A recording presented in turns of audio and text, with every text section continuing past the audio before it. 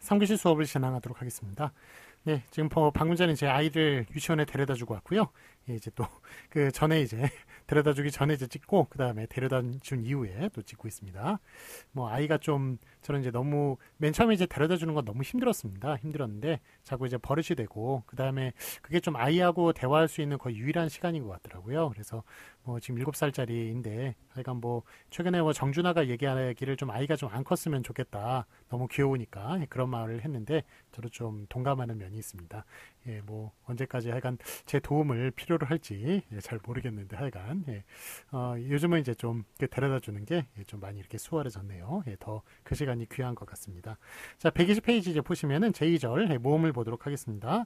표준어 규정 8항 그 양성 모음에서 이제 음성 모음으로 이제 그 바뀌었을 때 그때 이제 음성 모음을 이제 표준어로 삼는 그런 예들을 살펴보도록 하겠습니다.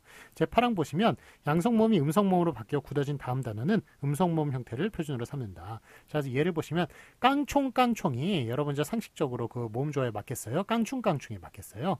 예, 당연히 깡총깡총이 맞을 거라고 생각을 하시죠. 그런데 의성, 의태어 중에 유일하게 요것만 모음 조화 어기는 것을 그걸로 삼았습니다. 저기 표준어로 삼았습니다. 그러니까 이 표준어 교정에 나와 있는 거예요. 깡충깡충이 맞습니다. 깡총깡총 틀립니다. 그래서 이게 오순도순이 맞나요? 오손도손이 맞나요? 예, 그거는 오손도손이 맞아요. 그러니까 그 다른 것들은 이제 다 모음 조화를 지켜주는데 모음 조화라고 하는 것은 양성 모음은 양성 모음끼리 어울리고 음성 모음은 음성 모음끼리 어울린다는 거죠. 양성 모음은 저번에 밝혔지만 오계열 그것만 양성 모음이었습니다. 나머지는 다 음성 모음이기 때문에 음성 모음 계열이 훨씬 더 많죠. 예, 그런데 양성 모음 이렇게 그러니까 양성 모음끼리 모여주고 음성 모음끼리 모여주는데 예, 요게 저기 깡총깡총만 이게 의성 의태어에 주로 나타나죠. 그런데 깡총깡총만 그게 틀리다는 겁니다. 깡충깡충으로 그렇게 모음 조화를 어기는 것을 맞게 한 그런 예가 되겠습니다. 자, 그래서 뭐 저번에도 뭐 한번 설명한 적 있는지 모르겠지만 외국인들 있죠. 외국인들은 졸졸이 작고 줄줄이 크다는 거 알까요, 모를까요? 퐁당퐁당이 작고 풍덩풍덩이 더 크다는 거 알까요, 모를까요? 이게 그러니까 한마디로 선천적인 지식일까요, 후천적인 지식일까요? 예, 당연히 후천적인 지식입니다. 예, 그래서 외국인들은 몰라요. 졸졸이 작은 개념이고 줄줄이 큰 개념인지 모릅니다. 그런데 마치 이게 우리의 그 뭐 완전히 세포 속에 녹아 있는 그런 선천적인 지식이냐 우리가 착각을 하는 경우가 많은데 실제로는 우리도 교육을 통해 가지고 다 알게 됐다는 그런 지식이라는 겁니다. 그러니까 뭐 그런 거 하나 더 알려드리고 자 어쨌든 이제 깡총깡총 모음 조화 지킨 거 틀리고 모음조를 오히려 어긴 깡충깡충을 맞게 한 그런 예가 되겠습니다. 자, 그래서 원래 깡총깡총이었죠. 그런데 이 양성 모음이 깡충깡충 음성 모음으로 바뀐 예를 맞게 한 그런 예입니다.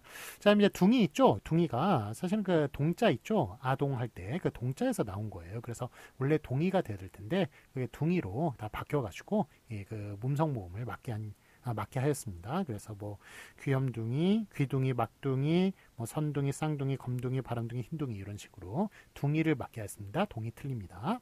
자, 다음에 발과 숭이.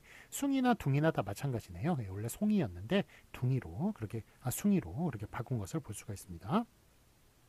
자, 그래서 뭐 그 빨가숭이, 발가숭이 다 숭이고요. 그 다음에 벌거숭이, 뻘거숭이 이런 식으로 이것도 다 숭이를 붙입니다. 송이를 붙이는 경우 없습니다. 자, 그 다음에 그 저기 보통이는 이제 보자기를 얘기하는 거죠. 보자기를 싼 것을 그 짐을 보통이라고 하는데 보통이가 아니라 보퉁이로 그렇게 하기로 했습니다. 자, 그럼 보퉁이 같은 경우는 뭐 한 뭐 2, 30년 전만 해도 보자기를 꽤 사용을 했는데 요즘은 이제 보자기를 별로 사용을 안 하고 오히려 보자기가 외국인들이 되게 좋아하더라고요. 우리는 이제 헝겊 부족한 거 다 모아가지고 그냥 헝겊 남은 거 그런 거 모아가지고 보자기를 만들었는데 그게 오히려 뭐 몬드리안이나 뭐 이런 사람들 그런 작품하고 비슷하다고 그래가지고 외국인들이 요즘 되게 열광한다고 합니다. 이건 참 재밌는 세상이네요. 그 다음에 그 저기 봉죽 보시면 이게 저기 짐을 들어주는 사람이에요. 그런데 봉죽이라고 그러지 봉족이라고 그러지 않습니다. 봉죽. 자, 그다음에 뻗정다리가 맞고요. 그 다음에 아서라 이렇게 금지시키는 말이죠. 이런 걸 아사라가 아니라 아서 이렇게 모음조 어기는 것을 맞게 하였습니다. 그 다음에 오뚜기도 그렇죠. 일단 오뚜기가 아니라는 거 아시죠? 예, 그거는 저 오뚜기 3분 요리 표기 틀리다고 말씀을 드렸습니다. 오뚜기 독립될 수 있기 때문에 오뚝 플러스 2고요. 그래서 오뚝이라고 적어주는 것이고, 자, 그 다음에 이게 오뚝이가 아니라 오뚝이로 예, 이렇게 모음조화 어기는 것을 막게 한 예 중에 또 들어간다. 그러니까 오뚜기가 참 여러 가지로 예, 그 저기 뭐 포함이 되네요. 예, 하여간 그 모음조화 어기는 예로도 오뚜기가 들어가는 것을 볼 수가 있습니다. 자, 그러면 주추가 있고 주초가 있네요. 이거는 주추. 예, 그러니까 한자로 보시면 원래 주초가 맞죠. 예, 그런데 이것도 모음조화로 어긴 예를 맞게 했습니다. 그래서 주추돌 다 주추라고 얘기하니까 주추돌 주추로 예, 주추를 맞게 하였습니다. 그러니까 이건 저기 모음조화를 어긴 게 아니라 저기 원래 어원이 예, 그 주추가 모음조화를 오히려 지킨 거군요. 제가 말씀을 잘못 드렸네요. 주초는 한자의 원래 어원에 맞는 겁니다. 예, 주초가 초라고 이제 읽는 것인데 예, 이거를 추라고 예, 그렇게 그 어겨가지고 오히려 그 하여간 양성 모음을 음성 모음으로 그렇게 예, 바꾼 예를 맞게 한 것이라고 얘기할 수가 있겠습니다. 자, 그다음에 다만 어원의식이 강하게 작용하는 다음 단어에서는 양성 모음 형태를 그대로 표준으로 삼는다라는 말. 자, 그래서 이제 부조 있죠. 부조로 보시면 이 부조가 그 저기 그 부주 요 저기 아까는 그 주추 같은 경우는 주초였죠. 주초였는데 주추로 이제 맞겠다면 요거는 이제 반대입니다. 부조라는 그런 한자 개념이 살아있다고 봐서 그래서 조를 그대로 읽습니다. 그래서 부주가 아니라 부조로 이렇게 읽는 것을 볼 수가 있습니다. 자, 그다음에 그 사돈 있죠. 이것도 한자가 있어요. 이기 때문에 그대로 사둔이 아니라 사돈. 우리 사둔 양반 이런 식으로 막 발음하는 경우가 많은데 사돈이 맞습니다. 사돈 한자 그대로 읽습니다. 그러니까 어원의식이 강하게 작용한다고 해서 한자 그대로 읽는 것이죠. 그 다음에 삼촌이 있고 삼춘이 있네요. 삼촌을 맞게 했습니다. 자, 그 천수관계 아시죠? 아버지 그러니까 저기 직계 있죠. 그러니까 부모와 자식 간의 관계, 그거는 1촌이죠. 그 다음에 반계입니다. 반계. 형제가의 관계는 2촌이죠. 그렇기 때문에 아버지의 형제이기 때문에 그게 3촌이 되는 거예요. 그 다음에 아버지 형제의 또 자식 같은 경우는 저거 4촌 관계가 되는 것이죠. 그래서 촌수를 따지는 거 다 아시리라 믿고 하여간 요거는 저 한자가 그대로 살아있으니까 한자 그대로 읽어서 3촌이라고 있는 것이 맞습니다. 자, 아래 확인 문제 보겠습니다. 맞은 것에 오피하시오. 깡총, 깡총, 깡충. 뭐가 맞나요? 예, 깡충, 깡충이 맞습니다. 예, 그러니까 그 의외로 저기 이게 어긴 것을 예, 맞게 한 그 유일한 예라고 얘기할 수 있습니다. 깡충, 깡충이 맞습니다. 자, 그러면 오뚜기가 있고 오뚜기가 있네요. 예, 오뚜기가 맞죠? 이것도 모음조화 어긴 양성모음을 음성모음으로 바꾼 것을 맞게 한 예가 되겠습니다. 자, 다만 부조돈 있죠? 예, 부조 같은 경우에는 요거는 어원이 살아있다고 그래가지고 어원 그대로 읽습니다. 부조라고 읽고 대신 주초 있죠? 예, 그거는 주추로 주추돌 할 때 그거는 주추로 읽는다는 것, 부조하고는 정반대라는 것, 그것도 기억해 주시기 바랍니다.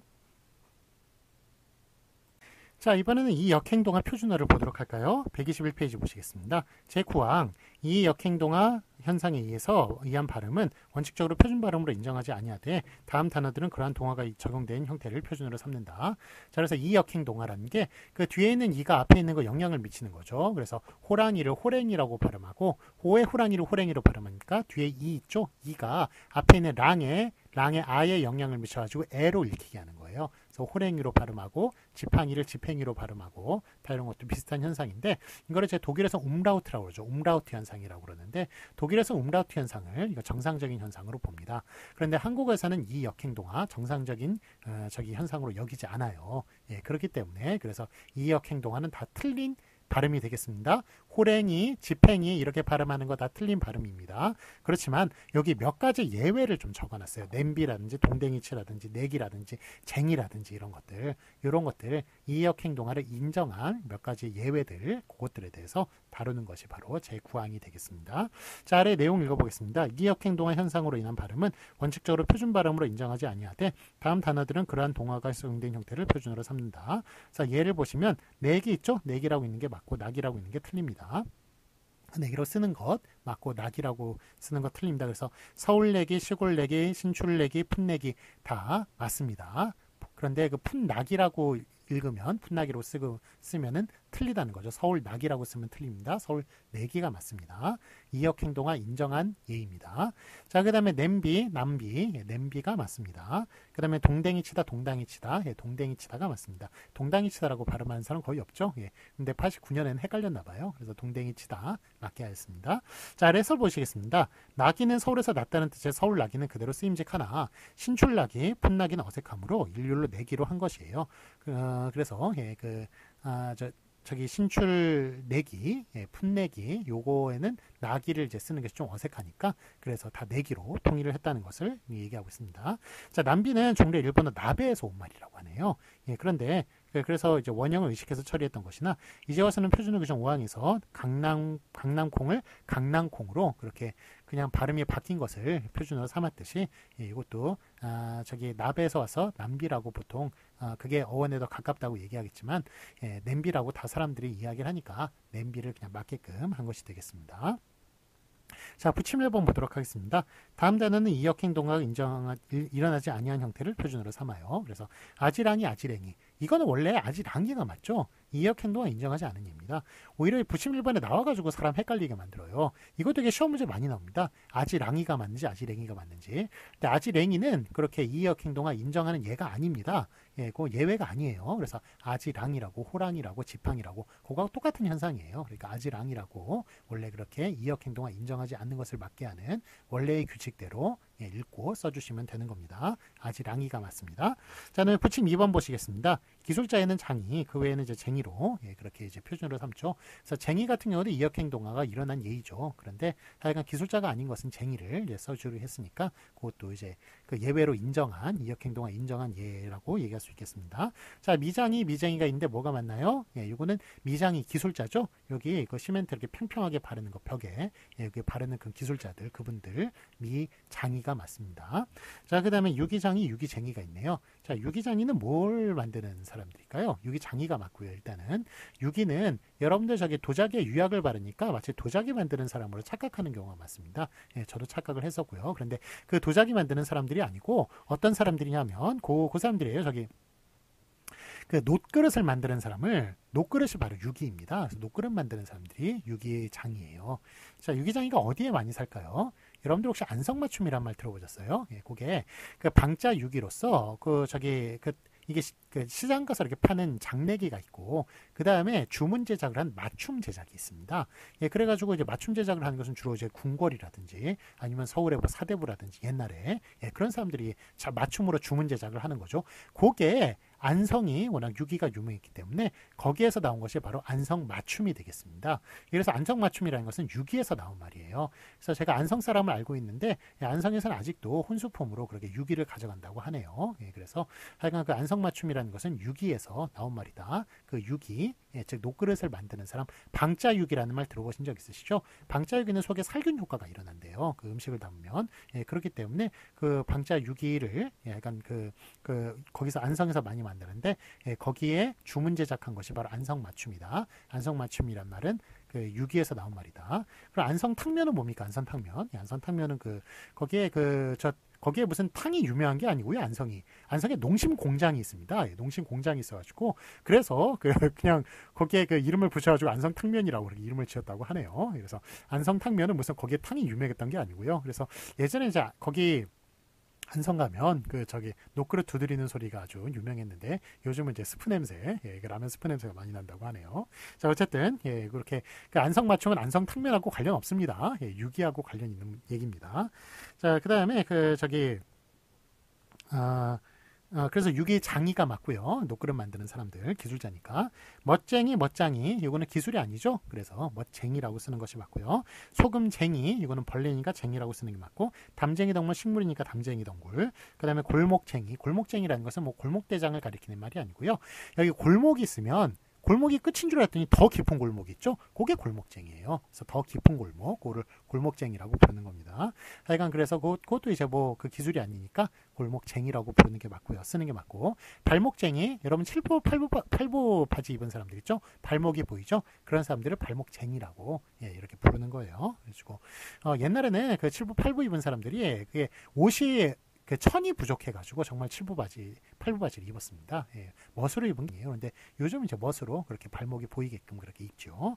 예, 그래서 그런 것들이 발목쟁이라고, 그런 바지를 입은 사람들을 발목쟁이라고 그렇게 부르는 겁니다. 기술이 아니니까 쟁이라고 부르는 것이죠. 자, 해설을 보시면 갓을 만드는 것을 어부로 하는 사람을 갓장이, 갓을 멋들어지게 쓴 사람은 멋쟁이에 준하여 갓쟁이로 분화된다. 자, 우리 저기 양복쟁이 저번에 배운 적 있었죠? 그 2주차 때. 그래서 양복쟁이, 양복을 멋들어지게 입은 사람을 낮추어 부르는 말. 그 다음에 저기 양복장이는, 예, 그 저기 양복을 만드는 사람이죠. 예, 갓장이도 역시 마찬가지입니다. 옛날에 양반들도 뭐 성균관 스캔들 뭐 이런 영화, 이런 드라마 보시면 이제, 예, 멋을 내기가 좀 힘드니까 갓을 좀 삐뚤음하게 멋있게, 예, 그렇게 쓰고 다니는 사람들이 있었어요. 그래서 그런 사람들이 이제 갓쟁이라고, 예, 그렇게 공부를 안 하고 멋만 부린다고 갓쟁이라고 좀 낮추어 부르는 그런 일이 있었습니다. 갓을 만드는 사람은 또 갓장이라고 불렀고요. 그래서 둘 다 맞습니다. 갓쟁이. 자, 참고 골목쟁이란 골목에서 더 깊숙이 들어간 좁은 곳을 가리키는 말이고요. 자, 그 예외를 이제 몇 개를 좀 말씀을 드릴게요. 여기에 나와 있지 않지만 몇 가지 예외를 더 말씀을 드리겠습니다. 나부랭이 있죠, 나부랭이라고 읽습니다. 나부랭이 읽고 쓰는 거 맞습니다. 그것도 이어킹도가 인정한 예로 안 나오지만, 예, 들어가는 예입니다. 예, 그래서 박사는 석사 나부랭이, 그 다음에 석사는 학사 나부랭이 뭐 이렇게, 예, 표현하기도 하죠. 뭐 박사 석사 받았다고 뭐 대단한 벼슬도 아닙니다만. 자, 그 다음에 이제 대기 있죠. 예, 대기 보면은 이제 집복대기, 예, 그 다음에 그 죽대기, 이런 식으로 대기라는 말이 또 들어가기도 합니다. 이 대기도 역시 이역행동화 들어가는 예라고 말할 수가 있겠습니다. 자, 그 다음에 이제 강냉이 있죠. 우리 아까 배웠던 옥수수의 다른 말 강냉이, 이것도 원래 강남이에서 됐을 텐데 이역행동을 인정하는 강냉이를 맞게 했네요. 그러니까 나부랭이, 대기, 뭐 집복대기, 죽대기에 들어가는 대기, 그 다음에 강냉이, 이런 것들은 여기 나와 있진 않지만 또 이역행동을 인정하는 예라고 말씀드릴 수 있겠습니다. 자, 122페이지 보시겠습니다. 확인 문제 맞은 것에 오피하시오. 신출나기, 신출내기가 있는데 뭐가 맞습니까? 이거는 신출내기가 맞군요. 예, 그러니까 그 내기를, 나기가 아니라 내기를 맞다고 인정하기로 했죠. 그 다음에 풋내기 역시 내기를 맞게 인정했습니다. 그 다음에 냄비, 이역행동을 인정한 예외에, 예, 속합니다. 냄비도 맞습니다. 참고로 호랭이, 이거는 인정하지 않죠. 그러니까 호랑이가 맞고 지팡이가 맞습니다. 지팽이 틀리고요. 자, 부침일본 보시면 아지랑이와 아지랭이가 있네요. 요거는 원래 규칙대로 이역행동을 인정하지 않는 규칙대로 아지랑이가 맞는 거예요. 호랑이, 지팡이와 같은 문제라고 말씀드릴 수 있습니다. 자, 그렇지만 예외적으로 또 제가 말씀드린 예외가 몇 개 있었죠. 나부랭이 있죠. 나부랭이는 또 나부랭이라고 그렇게 또 이역행동화, 여긴 나와 있지 않지만 인정한 예입니다. 그래서 나부랭이가 맞고요. 자, 참고 보시면 너부렁이와 너부랭이가 있네요. 자, 그러면 이게 그 나부랭이는 좀 작은 뜻이고 너부랭이는 좀 큰 뜻일 텐데 너부랭이가 맞나요? 너부렁이가 맞나요? 이것도 너부렁이가 맞아요. 그러니까 사람 헷갈리게 만드는 거예요. 나부랭이는 나부랭이고 너부렁이는 너부랭이가 아니라 너부렁이다. 예, 그래서 이게 뭐 예외로 인정하려면 두 개를 다 한꺼번에 인정하든지 하나만 인정을 했기 때문에, 예, 그래서 좀 헷갈리는 면이 있습니다. 그래서 나부랭이가 맞고 너부렁이가 맞다. 예, 기억해 주시기 바랍니다. 그 다음에 부침 2번 보시겠습니다. 유기장이와 유기쟁이가 있네요. 예, 유기는 노그릇, 노그릇을 만드는 사람을 얘기하는 것이죠. 기술자니까 유기장이라고 부르는 것이 맞겠습니다. 멋쟁이 뭐가 맞습니까? 예, 멋은 기술이 아니다. 그래서 멋쟁이가 맞고요. 자, 그러면 참고로 갓장이 뭐가 맞습니까? 둘 다 맞죠? 갓을 만드는 사람 갓장이, 그 다음에 갓으로 멋을 부리는 사람 갓쟁이, 그렇게 부른다는 거 둘 다 맞습니다.